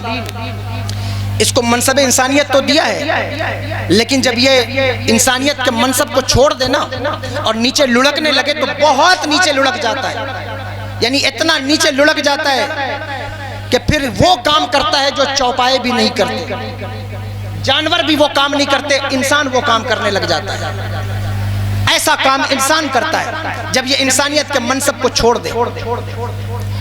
کیا کرتا ہے؟ مفسرین فرماتے ہیں کہ درک اسفل سے مراد جہنم کا ایک نچلا طبقہ بھی ہے, جس کے بارے منافقین کے بارے میں کہا گیا ان المنافقین فی الدرک الاسفل من النار ولن تجد لهم نصیرا. تو شاید وہ مراد ہے. اور ایک قول یہ کہ نہیں, اس سے مراد جو ہے وہ بڑھاپا ہے, کہ انسان جوان ہوتا ہے, ہڈیوں میں روغن جمع ہوا, چہرے پہ چمک آئی, اور بچپن میں دانت سے کھا نہیں پاتا تھا, زبان سے بول نہیں پاتا تھا, ہاتھ سے کچھ پکڑ نہیں پاتا تھا. پھر دھیرے دھیرے جوان ہو گیا, لیکن پھر جب بڑھاپے کی طرف لوٹا تو پھر اسی بچپنے کی کیفیت میں چلا جاتا ہے. پھر دانت سے کچھ کاٹ نہیں سکتا, ہاتھ سے کچھ پکڑ نہیں سکتا, پھر جو ہے وہ زبان سے کچھ بول نہیں سکتا, پھر جو ہے وہ آنکھوں سے کچھ دیکھ نہیں سکتا, پھر جو ہے وہ لڑکھڑا کر چلتا ہے. جوانی میں لوگوں کو بڑا ناز ہوتا ہے. جتنے جوان ہیں وہ توجہ سے سن لیں. سن رہے ہو یا نہیں سن رہے ہو؟ ہاتھ اٹھا کر سارا مجمع بتائے کتنے سن رہے ہیں. پورے لوگ ہاتھ اٹھا کر بتائیے گا. جوانی میں بڑا ناز ہوتا ہے کہ اللہ نے مجھے جوان بنایا, خوبصورت ہے, تندرستی ہے, تو باپ کے نام پر لڑو, جائیداد کے نام پر لڑو اور خوب لڑائی کرو. لیکن یاد رکھنا یہ جوانی 4 دن کی ہے, اس کے بعد پھر بڑھاپا ہے. پھر اسی کنڈیشن میں جاؤ گے جیسے بچپن سے نکل کر آئے ہو. پھر جب یہ انسان بوڑھا ہوتا ہے, گندگی میں لتھڑ جاتا ہے, تو دوسروں کا محتاج ہوتا ہے کہ کوئی ذرا صاف کر دے. ایک گلاس پانی بھی مانگنا ہو تو بچوں کے چہرے کا تیور دیکھتا ہے کہ کہیں غصے میں تو نہیں ہے. یہ کنڈیشن انسان کے اوپر آتی ہے. جوانی کے بعد پھر بڑھاپا آتا ہے, کتنا یہ عروج کیوں نہ ہو, پھر وہ زوال کی طرف آتا. تو درک اسفل سے مراد ایک قول تو یہ ہے کہ اس سے مراد یہ ہے, اور دوسرا یہ کہ اس درک اسفل سے مراد انسانیت کی قدر کا گر جانا ہے, یعنی اخلاقی قدروں کا پامال ہو جانا, اور وہ ہو بھی رہا ہے. انسان اتنا نیچے لڑک جائے گا اور اس قدر نیچے گر رہا ہے. تم نے کبھی دیکھا, غور کیا, جانور بھی ایسی حرکت نہیں کرتے جو انسان کرتے ہیں. غور کرو, جانور بھی جب کسی کے ساتھ جفت ہوتا ہے, میٹنگ کرتا ہے, تو اسے معلوم ہے کہ نر کو مادہ کے ساتھ جفت ہونا ہے. لیکن انسان نیچے گرنے پہ آئے تو پھر اس حد کو بھی یہ پھلانگ جاتا ہے. انسان نیچے گرنے پر آئے تو یتیموں کا مال بھی چرا کے ہضم کر جاتا ہے. انسان نیچے گرنے پر آئے تو شوہر کے سامنے اس کی بیوی کی عزت لوٹنے سے گریز نہیں کرتا, باپ کے سامنے اس کی بیٹی کو ننگا کرنے سے گریز نہیں کرتا. انسان گرنے پر آ جائے تو اٹھا کر دیکھو دمشق اور حلب اور غرناطہ اور قرطبہ کی تاریخ، اٹھا کر دیکھو سیریا اور شام کی تاریخ، تمہیں پتہ چلے گا کہ انسانیت کہاں تک گر چکی ہے۔ چھوٹے چھوٹے بچے ہیں جن کے سروں سے باپ کے سائے اجاڑ دیے گئے۔ ویڈیوز آتے ہیں، آپ کو فیک لگتا ہوگا لیکن آپ کو معلوم نہیں، مجھے معلوم ہے۔ اسلام کے آج بھی مجاہدین وہاں کا سفر کرتے ہیں۔ مفتی خالد ایوب مصباحی صاحب ہیں، انہوں نے سفر کیا، پچھلے دنوں ان کا ایک رسالہ آیا، اس کا نام ہے کہ زندہ لاشوں کی مدد کے لیے جارڈن کا سفر، بہت مشہور ان کا وہ رسالہ تھا۔ تو آپ اس کو کبھی پڑھیے، آپ کو پتہ چلے گا کہ انسانوں کے اوپر آج بھی کیا کیا ظلم و ستم نہیں ہو رہے ہیں۔ آپ کبھی دیکھیے کہ انسان نیچے گرتا ہے تو کہاں تک چلا جاتا ہے، اس کی کنڈیشن کیا ہو جاتی ہے، کہاں تک پہنچ جاتا ہے، انسانیت سے ہاتھ دھو بیٹھتا ہے اور اتنا نیچے گرتا ہے کہ پھر ڈاکٹر ہے تو ہاسپٹل میں مریضوں کی کڈنیاں نکال کر بیچتا ہے۔ یہ ابھی پیچھے پینڈیمک دور گزرا ہے، کرونا کا، کووڈ کا، آپ نے نہیں دیکھا کیا اس کووڈ کے دور میں ڈاکٹروں نے انسانوں کی کڈنیاں نکال کر نہیں بیچی؟ کیا اس پچھلے دور میں لوگوں انسانیت کو یعنی قدرت رکھتے ہوئے مرنے پر مجبور نہیں کر دیا گیا؟ کیا جان بوجھ کر لوگوں کا گلا نہیں دبایا گیا؟ ایسے ویڈیوز آپ نے بھی دیکھے ہوں گے، لیکن میرے پاس بھی ایسے ویڈیوز آتے ہیں، میں نے بھی دیکھا اور انسانیت شرمسار ہو کر رہ گئی۔ ایسے ایسے کام ان انسانوں نے کیے ہیں کہ انسانیت شرمسار ہو کر رہ گئی ہے اور شرمسار ہو رہی ہے۔ آج بھی نظر اٹھا کر دیکھو، تمہیں پتہ چلے گا سیریا کے اندر، جارڈن کے اندر، شام کے اندر، اللہ نے تمہیں یہاں دولت دے دی، خوب گل چھرے سے اڑاؤ، لیکن کبھی اپنے ان مسلمانوں بھائیوں کی فکر بھی کرو جو جارڈن کے اندر رہتے ہیں۔ ملک شام کی آبادی 2.5 کروڑ کی آبادی ہے، 2.5 کروڑ کی آبادی ملک شام کی ہے اور جارڈن کی آبادی 86 لاکھ کی ہے، لیکن جارڈن نے جو ہے 19 لاکھ شام کے مسلمانوں کو اپنے شہر میں پناہ دے رکھی ہے۔ جانتے ہو کیوں پناہ دے رکھی ہے؟ کیونکہ ان کے گھر کے اوپر روز صبح شام بم گرتے ہیں اور وہ تباہ ہوتے ہیں، تو شام سے آ کر جارڈن میں انہوں نے پناہ لی ہوئی ہے۔ اور بتانے والے بتاتے ہیں کہ جارڈن نے گھیرا بندی کر دی ہے تار لگا کر کہ کوئی مسلمان اس کے باہر جارڈن میں داخل نہیں ہو سکتا، کسی جگہ جا کر پیسہ نہیں کما سکتا۔ اللہ بہتر جانے وہ کیا کھاتے ہیں کیا کرتے ہیں مجھے معلوم نہیں، لیکن انسانیت کو شرمسار کرنے والے وہاں بھی پہنچ جاتے ہیں۔ یعنی بحرین اور دبئی کے شیخ وہاں پہنچتے ہیں اور ان کا پیٹ بھرتے ہیں اور ان کی بچیوں کے پیٹ میں اپنی اولاد چھوڑ کر واپس آ جاتے ہیں۔ فرماتے ہیں مفتی خالد ایوب صاحب کہہ رہے تھے، میں نے سنا ہے، وہ کہہ رہے تھے کہ ہم نے وہاں کینسر کے مریضوں کو ایسے گھومتے دیکھا ہے جیسے ہمارے یہاں کھانسی اور زکام کے مریض گھومتے ہیں۔ یہ انسان ہے اور یہ یہودیوں کا کارنامہ ہے۔ یہ وہ یہودی جن کی پیروی مسلمان کر رہا ہے، کرسمس کا دن آئے تو سینٹا کلاس کی ٹوپی لگا کر مسلمان سب سے آگے، جو ہے وہ 31 کی نائٹ آئے دسمبر کی تو مسلمان سب سے پہلے سیلیبریشن کے لیے آگے۔ میں کہتا ہوں مسلمانوں ذرا شرم کرو، یہ وہ یہودی ہیں۔ یہ کون سے یہودی جنہوں نے مسلمانوں کو ہمیشہ نقصان پہنچایا؟ ان کی کنڈیشن یہ ہے کہ مسلمان مر گیا تو اس کی گردن کاٹ کر اس کی آنتوں میں پٹرول بھر کر اسے جلایا اور جب وہ پھڑکنے لگا تو اس پر قہقہہ لگانے لگے۔ یہ وہ یہودی قوم ہے جس نے انسانیت کو شرمسار کیا ہے۔ کبھی سمجھنے کی کوشش کرو اور دیکھو کہ یہودی کیا ہے۔ میرے آقا نے ارشاد فرمایا تھا، اگر تمہارے پاس صدقہ دینے کے لیے پیسہ نہ ہو، میرے آقا فرماتے فَلْيَلْعَنِ الْيَهُودِ، یہودیوں پر لعنت بھیج دیا کرو، ادا ہو جائے گا۔ یہ وہ یہودی مسلمان اس کو فالو کر رہے ہیں۔ انسانیت کو شرمسار کرنے والی قوم ہے اور اپنے آپ کو سویلائزڈ کہتے ہیں، مہذب کہتے ہیں۔ میں کہتا ہوں تم مہذب ہو، تمہارے اندر تہذیب کہاں سے آئی؟ تمہاری بچیاں موبائل پر آ کر دنیا کے سامنے ننگی ہو رہی ہیں اور تم دنیا کو سویلائزیشن سکھا رہے ہو، تم دنیا کو تہذیب سکھا رہے ہو۔ اگر تہذیب سیکھنا ہے تو میرے مصطفیٰ کی بیٹی سے سیکھو، جس کے بارے میں میرے امام نے کہا، جس کا آنچل نہ دیکھا مہو مہر نے، اس ردائے نزاہت پہ لاکھوں سلام۔ سیدہ طیبہ طاہرہ، سیدہ فاطمہ طیبہ طاہرہ، جان عالم کی راحت پہ لاکھوں سلام۔ تہذیب سیکھنا ہے تو حضور کی بیٹی سے سیکھو، انسانیت سیکھنا ہے تو حضور کے صحابہ سے سیکھو۔ تمہیں کیا معلوم کہ انسانیت کیا ہے؟ یہ عرض یہ کرنا چاہتا ہوں کہ ان یہودیوں کو بھی سمجھنے کی کوشش کرو۔ دنیا میں جتنا فساد ہوتا ہے انسانوں کے اندر ان یہودیوں کی وجہ سے ہوتا ہے، یہ یہودی پھیلاتے ہیں۔ اللہ کرم فرمائے اور تمہیں توفیق عطا فرمائے سمجھنے کی، جاننے کی۔ لمبی بات میں نے کر لی ہے حاجی صاحب کے کرم سے، کیونکہ انہوں نے بیٹھا دیا، اگر یہ تاخیر کرتے تو اتنی بات شاید نہ ہو پاتی۔ میں نے جتنی باتیں عرض کی ہیں، اللہ فرماتا ہے ثم رددناہ اسفل سافلین، اگر تم انسانیت کے منصب کو چھوڑ کر ہٹو گے تو درک اسفل کے اندر جا کے گرو گے اور اتنے نیچے گر جاؤ گے کہ پھر وہ چوپایوں سے بھی بدتر۔ اللہ فرماتا اولئک کل انعام، یہ تو چوپائے ہیں۔ فرمایا بل ہم عدل، بلکہ چوپایوں سے بھی گئے، یہاں بھی اس میں تفضیل ہے کہ یہ بلکہ چوپایوں سے بھی زیادہ گئے گزرے ہیں۔ یہ انسانیت کا کارنامہ ہے۔ کبھی اٹھا کر دیکھنا کہ انسان کہاں سے کہاں تک پہنچ گیا ہے اور بے حیائی کے کتنے دہانے پر جا کر کھڑا ہو گیا ہے۔ یاد رکھنا قیامت آنے میں زیادہ وقت نہیں ہے۔ حضرت شیخ محی الدین ابن العربی کی بات مانے تو 450 سال، اور حضرت امام اہل سنت نے بھی ان کے قول کو نقل فرمایا ہے۔ قیامت آنے میں 450 سے 500 سال ہے۔ میں اپنی بات نہیں کرتا، امام اہل سنت شیخ الاسلام والمسلمین سیدی الشاہ امام احمد رضا خان فاضل بریلوی علیہ رضوان نے فرمایا ہے ایک اندازے کے مطابق، میں یہ نہیں کہتا کہ یہ ایک دم مستند بات ہے، لیکن یہ بزرگوں کا اندازہ ہے۔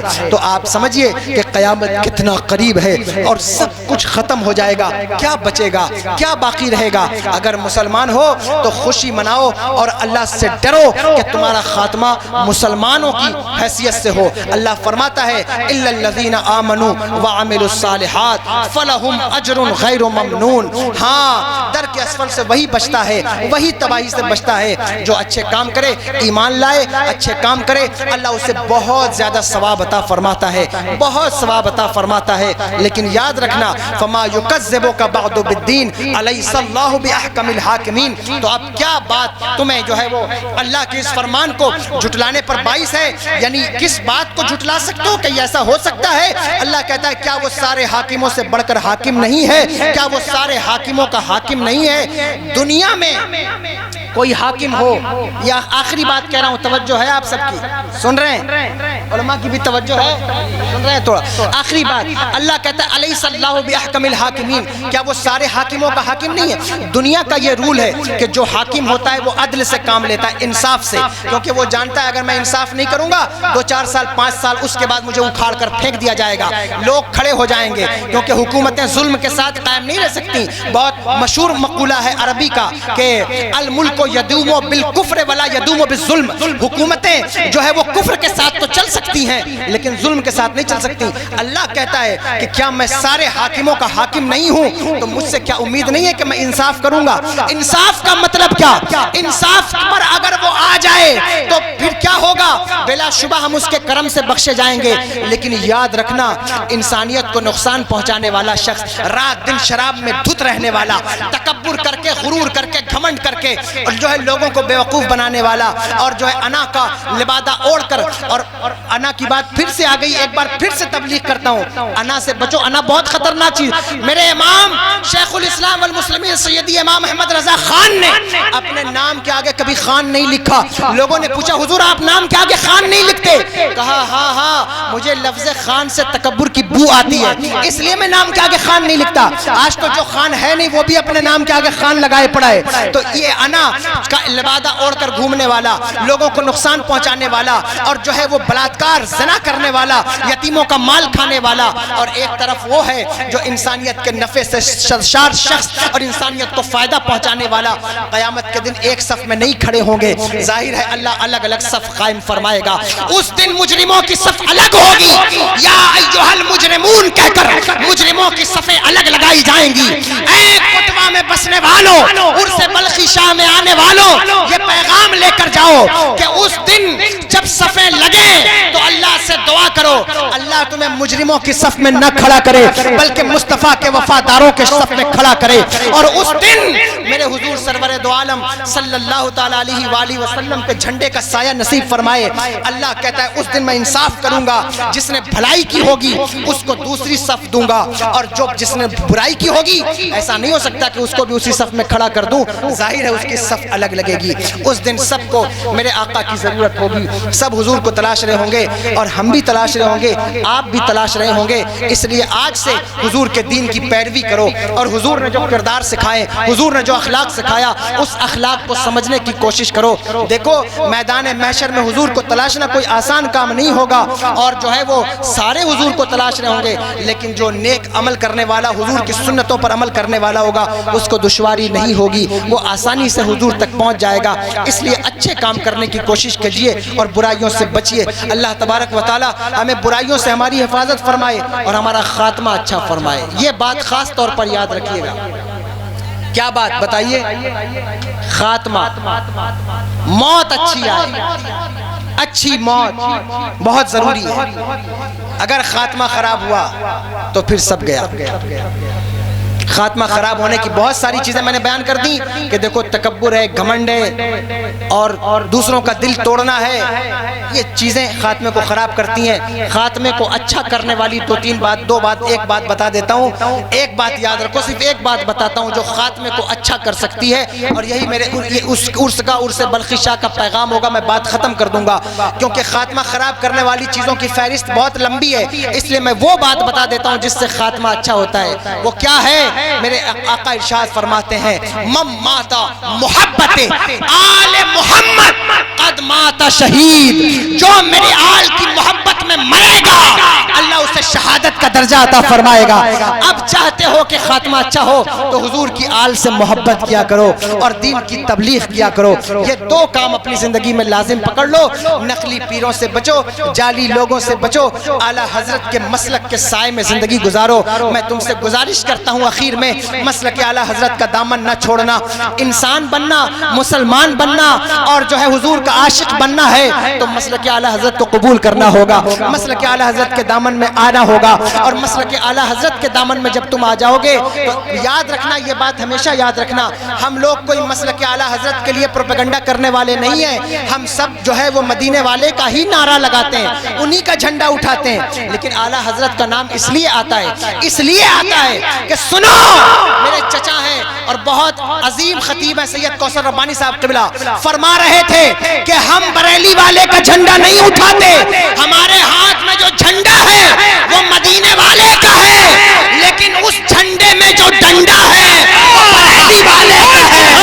اس لیے نعرہ تکبیر، نعرہ رسالت، پرچم اسلام.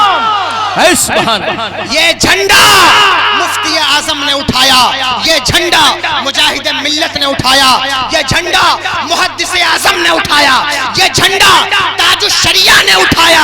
اور یہ جھنڈا جس کے ہاتھ میں رہے گا، خدا کی قسم میں گواہی دیتا ہوں کہ اگر مسلک اعلیٰ حضرت ہمارے ہاتھ میں رہے تو مرنے کے بعد لوگ پکار کے کہیں گے کہ قبر میں لہرائیں گے تا حشر چشمے نور کے جلوہ فرما ہوگی جب طلعت رسول اللہ کی. یہ جھنڈا اپنے ہاتھ میں رکھنا، اپنے ہاتھ میں رکھنا. مسلک اعلیٰ حضرت کو اپنے ہاتھ سے نہ جانے دینا. یہ بڑا قیمتی مسلک اللہ نے تمہیں عطا فرمایا ہے. کسی پیر کے بہکاوے میں آ کر، کسی انسان کے بہکاوے میں آ کر اس مسلک کو ترک مت کر دینا. یہ عرس بلخی شاہ کا پیغام ہے اور یہی پیغام ہمارے اکابرین کا ہے، تاج الشریعہ کا ہے، مجاہد ملت کا ہے، مفتی اعظم کا ہے، ہمارے اکابرین کا ہے. اللہ تبارک و تعالیٰ سے دعا ہے میرے مالک، میری کم علمی کی وجہ سے مجھ سے جو بھی خطائیں ہوئی ہوں تو رحیم و کریم ہے میرے مالک، مجھے معاف فرما. استغفر اللہ ربی من کل ذنب واتوب الیہ. اشہد ان لا الہ الا اللہ واشہد ان محمدا عبدہ ورسولہ. تمام سامعین سے، حاضرین سے، علماء سے اور تمام کارکنان سے معذرت، اگر کوئی جملہ دل پہ لگ گیا ہو تو مجھے معاف فرمائیے گا. لیکن ہم آپ کے مبلغ ہیں، ہم تبلیغ نہیں کریں گے تو پھر کون تبلیغ کرے گا؟ اس لیے اپنی زندگی میں سدھار پیدا کیجئے. بہت شکریہ تمام کارکنان کا، حاجی صاحب قبلہ کا کہ انہوں نے مجھے اس لائق سمجھا اور اس جلسے کے لیے مجھے مدعو کیا. اللہ تبارک و تعالی انہیں اس کا اجر عظیم عطا فرمائے. میں آپ سے گزارش کروں گا کہ مجمع اٹھ کر نہ بھاگے، اور یہ حضور کے مجمع کی توہین ہے، حضور کی مجلس کی. اس طرح اٹھ کر نہ جائیے گا، اطمینان سے بیٹھیے. بڑے بڑے شعراء ہیں، ان کی آپ نعت پاک سنیے، تقریر سنیے. قضاء حاجت کے لیے کسی کو کہیں جانا ہو تو وہ الگ بات ہے، لیکن ایک آئیک نہ اٹھیے گا. السلام علیکم ورحمۃ اللہ وبرکاتہ.